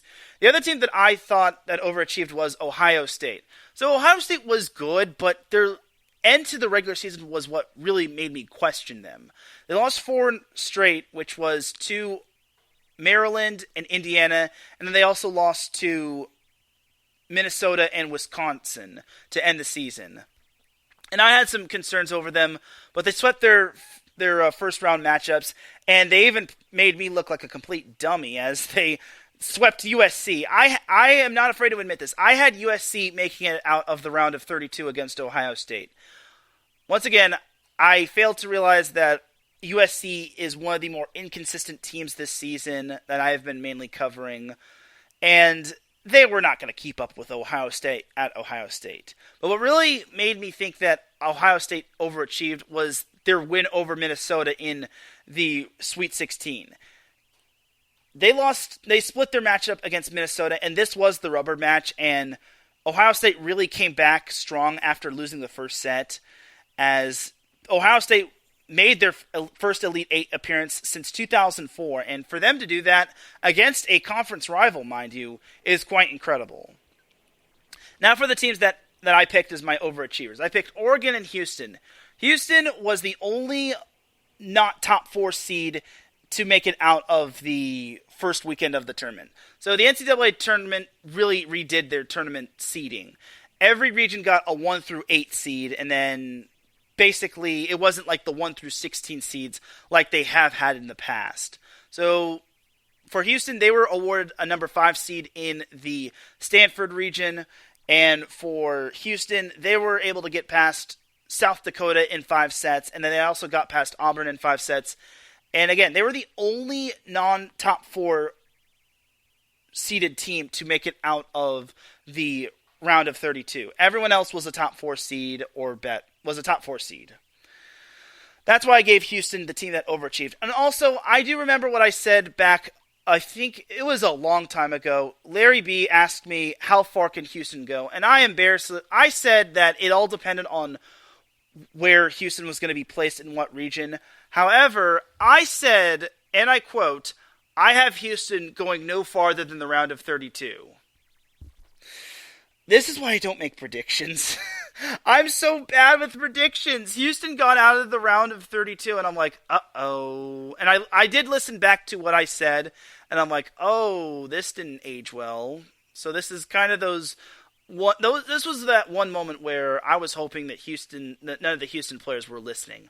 Also, I got to make note that Houston had one of the most amazing plays from their libero, Kate Georgiadis, who jumped up and went and saved the ball, and she belly flopped on the table. She literally went Bill's Mafia or WWE on a table against South Dakota. And also Houston won that point. And as for Oregon, that overachieved, yeah, Oregon really overachieved. I don't think anyone had them getting past the Sweet 16 against Nebraska. Remember, this is a Nebraska team that was loaded mostly across the board. Little did I know that Nebraska did have injuries, and they had players that were sick and not 100%, and they also had a fairly young team for the most part. But for them to beat a top-tier team like Nebraska, especially in that fourth set where they had to grind their way out to winning that fourth set, that fourth set was not easy to win, as that basically went into the 30s. Oregon won that fourth set 32-30. They dominated the fifth set for the most part, and they wound up make it to the Elite Eight, where they fell one set away from advancing to the Final Four for the first time since 2012. So that is that for the teams that overachieved. Now for the teams that underachieved. All right, this is kind of where I get to the negatives of my superlatives. And this is nothing against these teams. I just think that, to me, I think these teams are kind of deserving of these superlatives. So the honorable mention for teams that underachieved is UCF, or team that underachieved. So UCF, I had a lot of high hopes for them. I get it. They have such a great team. They tied for the conference title of the American Athletic Conference. They have McKenna Melville, who is their all-time kill leader. However, I didn't think they would lose to Penn State. But at the same time, Penn State really grew up. Penn State had some notable players. Their coach is a chip off the old Russ Rose block. And playing at Rec Hall is not easy, especially not easy to win at. And UCF, I'll give them credit. They took the first set from Penn State, but then they suddenly froze in the next 3 sets, and I think losing set 3 was what really cost them. So that's why UCF gets honorable mention. Now, obviously, Penn State is a veteran when it comes to the NCAA tournament. They've made the NCAA tournament all of their tenure that they've had a women's volleyball team. But unfortunately for UCF, they just could not get past that said Penn State team in the round of 32. Now for the teams that underachieved. Nebraska and Georgia Tech. I'll start with Georgia Tech first, just because Georgia Tech, they had one of the top players that I've seen in Julia Bergman. And she definitely she could be debatably a All-American first teamer. I did not think Georgia Tech. I get it. Georgia Tech had to play at Marquette. But here's the thing. Georgia Tech was ranked number 13 in the final regular season coaches poll, while Marquette was ranked 16th in the final regular season coaches poll. I thought Georgia Tech was better than that. And they played in a fairly tough conference, being the ACC. Now, granted, Marquette plays in a semi-tough conference in the Big East Conference with Creighton as their big-time team. And then also Marquette had to face Kentucky, and then they also faced Wisconsin. But they didn't have too many big breakout wins. I was very surprised to see Georgia Tech getting swept at Marquette. Now, if Georgia Tech had lost in like 4 or 5, I would have probably put them in the honorable mention category. But for Georgia Tech, I was very underwhelmed by them. I thought they would have gotten at least to the Sweet 16. Granted, I think Texas would have turned them inside out. But for Georgia Tech, I was very stunned to see them losing in the round of 32. So that's why I kind of put them as underachieved. And then Nebraska, again, it's not Nebraska's fault they underachieved. They ran into a red-hot Oregon team. They were battling illnesses and injuries. They had a bunch of sophomores that they had to bank on. And unfortunately, they just ultimately fell short to Oregon. I still have to put them in as the team that underachieved just because they had so much... There was so much hype for them. I think most people either had them making it to the Final Four or winning the national championship. I mean, they're such a well-coached team, as John Cook is an outstanding coach, and he just does an outstanding job. But I just was surprised they lost in the Sweet 16. If they had lost in the Elite 8, I maybe wouldn't have put them on this list, just because winning at Louisville would have been tough. But to lose to Oregon, I really thought that Nebraska brought it in that first set, and then rebounded nicely after the second set loss. And then the fourth set, they had their chances to close out the match before Oregon sent it to a fifth set, but they didn't. So that's kind of the reason why I put Nebraska as a team that overachieved. So John Felipe says, sounds like it may have been Nebraska's fault. Yeah, it probably was. Again, you had multiple opportunities to close out a match. You have to do so before a red-hot team like Oregon gets hot again offensively. And unfortunately, Nebraska didn't. So that's kind of the reason why I put them as teams that overachieved. So that's the teams that overachieved in my book as the superlative. Now, this one is another negative superlative. It's the teams that disappointed. Now, disappoint is a strong word for me to use. I wouldn't say disappointed, but teams that I thought that really underachieved. But I think disappointed is kind of the right word to use. So we'll start off with the honorable mentions. Miami and Towson. Miami, they shouldn't have been seeded to begin with. Outside of their win against Georgia Tech, Miami did not have any big-time wins. They had close matchups where they almost won, but close doesn't cut it. So I don't think Miami should have been a 5 seed. They've played Kansas in the first round, and they lost to Kansas. We also got to remember, Kansas was a team that had that NCAA magical Sweet 16 run last season. Now, there's a reason why I put Miami in honorable mention instead of actually giving them the award. I just think that Miami, last year they won an NCAA tournament match, and then this year was just a little bit of a letdown. So I have them as honorable mention. I expected a little bit more from Miami just because they were battle-tested, and they had some pretty good players. I just think that unfortunately they just played their worst match against Kansas. And then also Towson is another honorable mention. Now, Towson's tough to really put in this category just because Towson went practically undefeated the entire season. Their only loss came at the hands of Elon, and one of Towson's big-time wins came at the hands of Pitt. Keep in mind, Towson won their regular season conference, and they won their conference tournament. But unfortunately, when it came to the NCAA tournament, they wound up drawing Georgia in the first round, fell behind 2-0, won the third set, and then lost the fourth set, and then they kind of got ousted. Now, there's a reason why they're honorable mention. Georgia had been battle-tested in the SEC. Towson had not really been battle-tested outside of facing Pitt. They just breezed through their competition, and then when they lost to Elon, they were able to bounce back, and they had to win their last 2 games in conference regular season play, and they also won their conference tournament, which they won that fairly with a mostly ease. But for Towson, they were awarded the 8th seed in the Texas Regional. They did not look like an 8th seed to me. They probably did, and maybe I'm just underestimating Georgia, just because Georgia had to face the Floridas and the Kentuckys and the Tennessees, and Georgia finishing 3rd in the SEC was no joke. I just think that Towson left a little bit of meat on this bone. So for Towson, I put them in the honorable mention of teams that disappointed.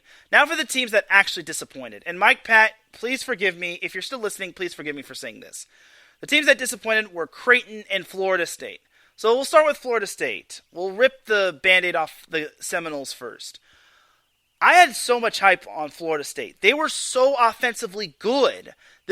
I was buying into the hype. I was saying, okay, this Florida State team has me thinking they could at least go to the Sweet 16.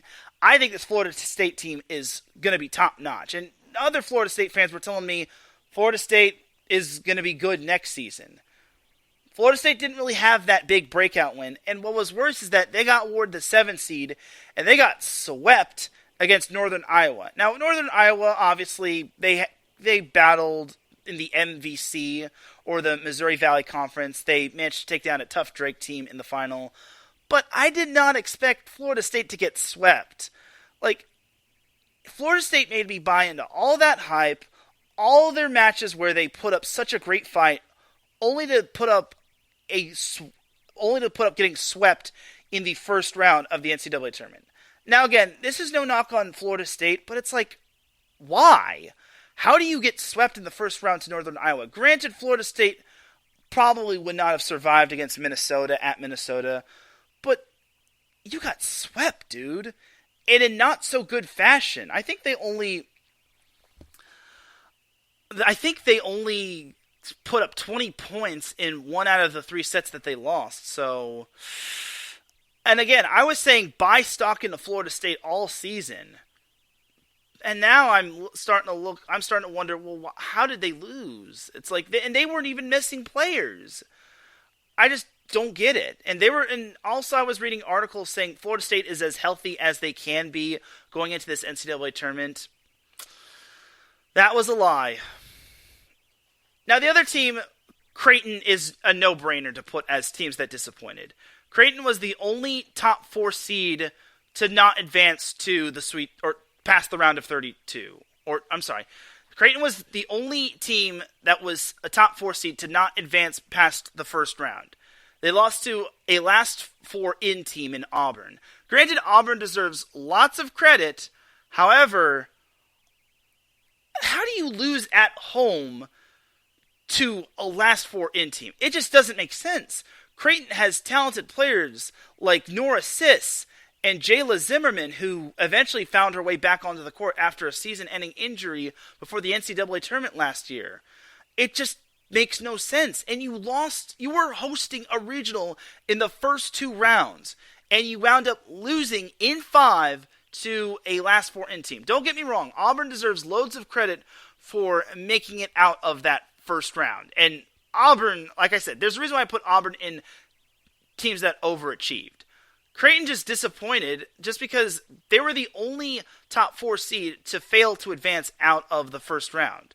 It's very sad if you ask me. Just because I had some sort of hopes for Creighton. I even had them going to the Sweet 16 where they would ultimately fall to Stanford. But still, you can't just lose on your home court in the first round. Creighton didn't even have too many bad losses outside. Okay, they had one bad loss, but that was to Marquette. When it comes to Marquette versus Creighton in any sport, all bets are off. So, and also Creighton beat Marquette 2 out of 3 times. So, for Creighton, what's even worse is that your rival Marquette made it all the way to the Sweet 16. So, yeah, Creighton, you were the team that I think disappointed in the tournament. It's no knock against the players, and I'm a huge fan of Kirsten Booth, the head coach, but for Creighton, I just expected a whole lot better. Now, if they gotten swept, it would have been even worse. But for them to lose at the CHI Health Center, it's very mind-boggling. It really is. Or wherever Creighton plays at outside of the CHI. Anyway, now for teams with a bright future or notable returners. So the honorable mentions I had, and I had to shuffle this around quite a bit. Florida and Pepperdine are my honorable mentions. So Florida loses 2 seniors. However, losing Merritt Beeson and Bertie Hendrickson doesn't do them any favors. Florida, I think, still has a good future ahead of them. I think their underclassmen are going to step up next season, and they still have the transfer portal. They'll probably land someone else big. I just think that losing Merritt Beeson was huge for them, and that's a tough loss for them. And they also have the amazing freshman setter in Alexis Stuckey that I think is going to do great things for them. And then Pepperdine, here's the thing about Pepperdine. They had such a rough season this year. Well, early on, they were having an amazing season. They beat Baylor at the Stonehouse Arena. They beat Washington at Washington when they were healthy. And they beat Minnesota at Minnesota in their own tournament, which was a first in over 10 years. And then Pepperdine, one of their top player, Rachel Ahrens, she has to step away from volleyball, and she ultimately just steps away from the team altogether just to focus on her mental health. And that's a bold decision of her, and I respect the decision. And after Rachel Ahrens just departed, Pepperdine was not the same team. And there's a reason why Pepperdine was a last 4 in team, just because they had a few bad losses here and there to San Francisco and to Gonzaga, which, I mean, the Gonzaga loss was the worst one because they got reverse swept. Both of them, they got reverse swept. But Gonzaga, they didn't even have a conference win going into that game. But for Pepperdine, they only lose 3 players: Isabel Zayala and Riley Patterson and Kaylee Hames. They return a lot of good players next year, such as Emily Helmuth, who razzled and dazzled as a freshman, Meg Brown, who was phenomenal in the middle blocker position, Emma Ammerman, who was a great right side, and Grace Chillingworth. Their only question mark is going to be their setter, but I'm sure they're going to figure that one out. And their libero position is also a question mark, but Trinity Stanger is probably going to be their starting libero, just because she's the more experienced of the two of the incomers. I do also know that that Pepperdine has an incoming freshman from their 2023 class, Lane Briggs, who is probably going to play the libero position because that's normally her primary position. This year she played outside hitter, and yes, I did cover her in high school. Don't judge, but Lane Briggs should also maybe vie for the spot at the libero, but it all depends on what Scott Wong does. And Scott Wong's a great coach. I think that the Waves are in good shape going forward.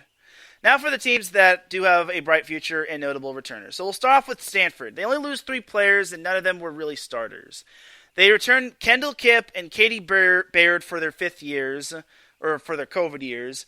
And then they also have Elia Rubin, Cammie Minor, Sammy Francis, Annabelle Smith, and the list goes on and on. I think that Stanford is good. I could go as far as to say Stanford is an early favorite to go to the Final Four. I'm not going to try to put them on a pedestal just because, again, a lot can happen all the way from now to the last week of August where everything starts up. But I think Stanford is an early favorite to go to the Final Four. Just my take. Then another notable team that has a bright future and notable returners is Minnesota. Now, Jenna Wennes obviously entered the transfer portal, but they only lose 2 other players outside of that. And one of those players was Cece McGraw, their libero. I imagine if Rachel Kilkelly comes back for her 5th year or whatever her year is of eligibility, I imagine she'll be the libero. Notable players coming back for Minnesota include Taylor Landfair, the Big Ten Player of the Year, Melanie Schaffmaster, the setter, and McKenna Wertscher, who was one of the top freshmen in the nation. So I definitely think Minnesota, they're not going anywhere. And they already hired a very good head coach in Keegan Cook. No, he's not relation of John Cook. Keegan Cook, the former Washington coach, I think he could turn Minnesota around quite easily. And I could really put Minnesota in the Elite Eight conversation, the early Elite Eight conversation. Again, it's early. Time will tell.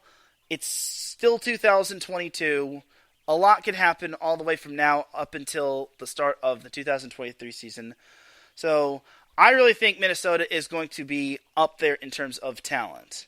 And then the last team I had, and they were kind of borderline of honorable mention and a team that I think is going to have a bright future, is Kentucky.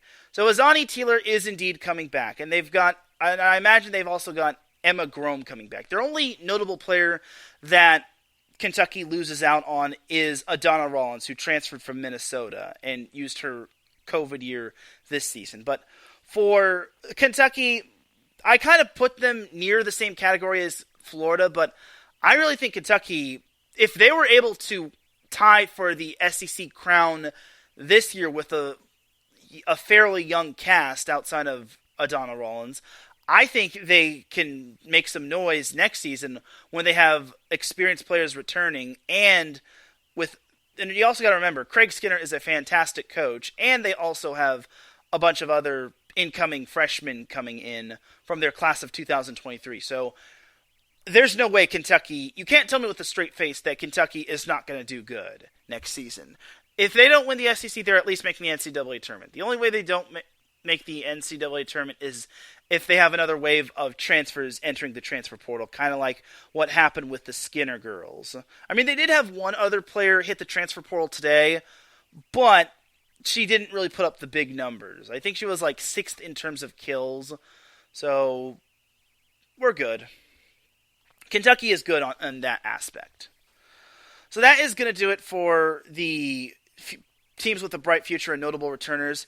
So we have, this isn't really a superlative, but I got to read off the teams that made history in the NCAA tournament. We'll start off with Louisville. They made history by becoming the first ACC team to advance to the NCAA final and make their own first NCAA women's volleyball final.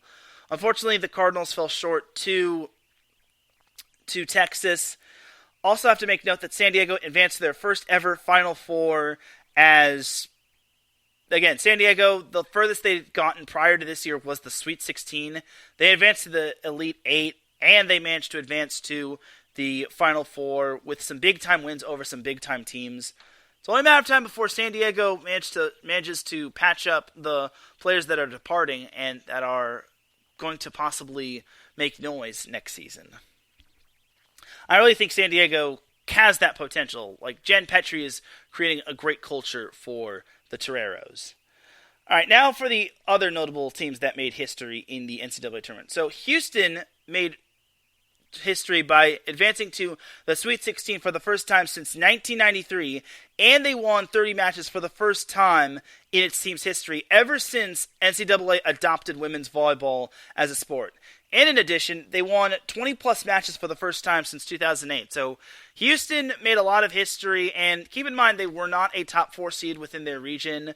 Again, they were the only non-top 4 seed in a region to not make it to the Sweet 16.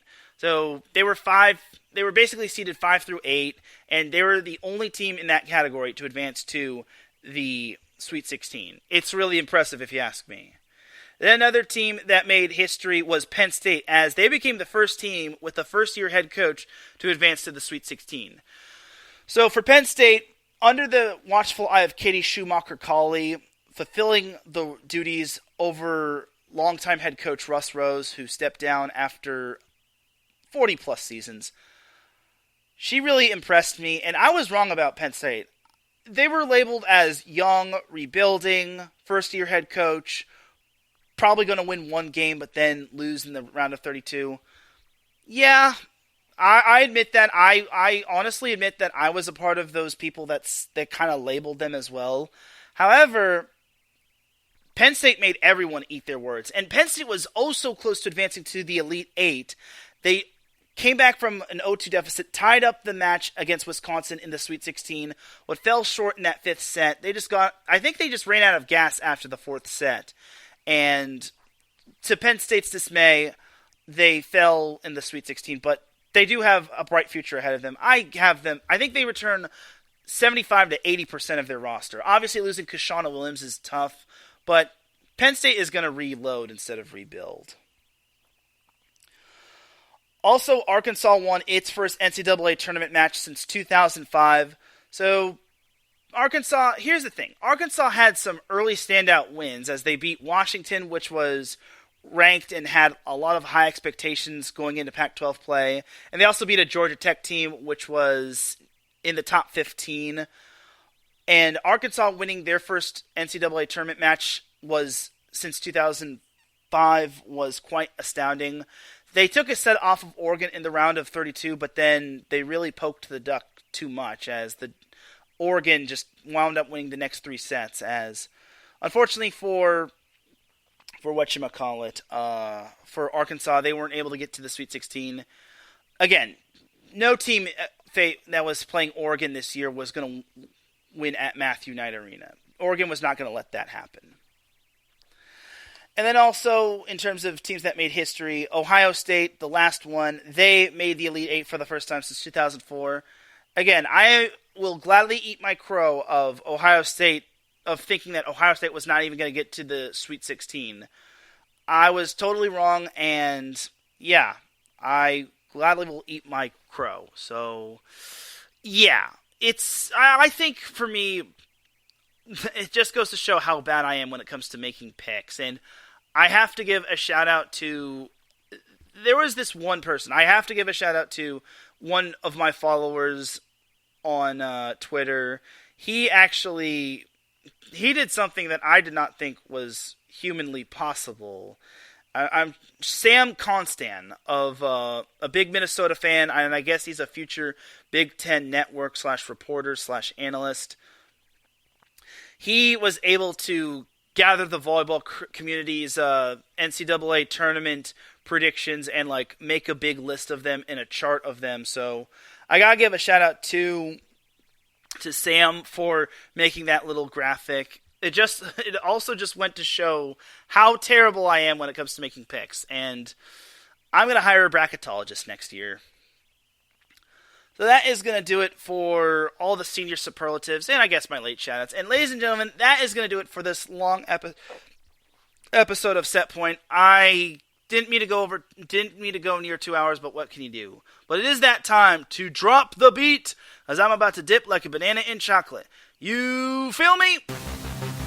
Thank you once again for tuning in to Set Point. I appreciate everybody tuning in. If you listen live, I appreciate you. If you listen on playback, I appreciate you. If you listen at work, I appreciate you. If you listen at any time, any place, anywhere, I appreciate you. Shout out to John Felipe, who was in the chat room, and he even said that he wanted to go to Pepperdine when he was a kid. Well, that would have been quite interesting, and he said he was blown away by my knowledge of these players and coaches. I appreciate you tuning in, John. Also, shout out to Larry B, Arthur Carson, Mike Pat, and Adam Karnick. Thank you all for tuning in live. Next week, I imagine I'm going to do a show. It won't be 2 hours, I promise. It's probably just going to be a reminiscence of the Set Point season when it came to volleyball altogether. I'll probably also go live at 3 p.m. just because I have other events happening at 5:15, but we'll see. For everyone here at IE Sports Radio, this is Teran Rodriguez signing off. Have yourselves a great rest of the weekend. In advance, Merry Christmas to everybody, or Happy Hanukkah, Happy Kwanzaa, depending on what you celebrate. Again, I'll keep you all updated on if I'll be doing Set Point next week or not. I imagine I will be, but if anything changes, I will let you know. I'll see you all Friday for the SoCal Supreme Sports Show. Have a great week. Enjoy your holiday. Be safe. And I will see you Friday. Peace!